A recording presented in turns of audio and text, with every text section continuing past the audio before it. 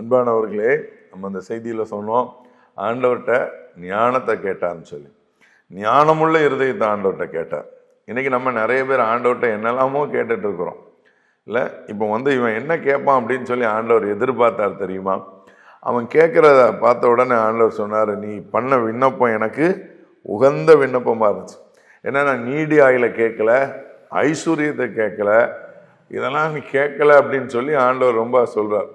இன்னைக்கு நம்ம எல்லாரும் நீடி ஆயில கேட்குறோம், நம்ம எல்லாரும் ஐஸ்வர்யத்தை கேட்குறோம். எப்படியாவது பணக்காரன் ஆயிடக்கூடாதா, எப்படியாவது லைஃப்ல பெரிய ஆள் ஆயிட மாட்டோமா, அப்படி இப்படின்னு சொல்லி நம்ம எல்லாரும் ஜெபிக்கிறது உண்டு.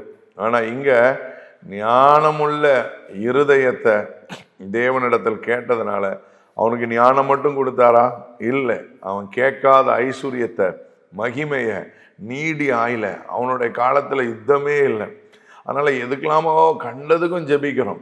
ஆண்டவர்கிட்ட இன்னையிலேருந்து ஞானத்தை கேளுங்க. நீங்கள் ஞானத்தை கேட்டீங்கன்னா ஐஸ்வர்யம் வந்துடும், மகிமை வந்துடும், நீடி ஆயில் வந்துடும். ஞானம் வந்துட்டுன்னா எதை சாப்பிடணும் எதை சாப்பிடக்கூடாதுன்னு சொல்லி நம்மளுக்கு தெரியும். ஞானம் வந்துட்டுன்னா எவ்வளோ ஐஸ்வர்யம் வந்தாலும் அதை எப்படி காத்து கொள்ளணும் அப்படிங்கிறது தெரியும். ஞானம் வந்துட்டுன்னா ஆண்டவருடைய மகிமை ஆண்டவர் தருகிறார். அதனால ஞானத்தை கேட்காம வேற எதெல்லாம் கேட்டுட்டு இருந்தா இந்த நாளில் விரும்பி ஆண்டவர் இடத்துல ஞானத்தை கேளுங்க. கர்த்தர் உங்களை என்ன செய்வார்? அபரிவிதமாக ஆசீர்வதிப்பார். ஜெபிக்கிறேன். தகப்பனே, இந்த செய்தி கேட்கிற பிள்ளைகளுடைய வாழ்க்கையில தேவன் அற்புதத்தை, அதிசயத்தை செய்யுங்க, நாமத்தை மகிமைப்படுத்துங்க, பெரிய காரியங்களை செய்யுங்க. இந்த குட் நியூஸ் அவங்களுக்கு தெரியப்படுத்துகிறோம்.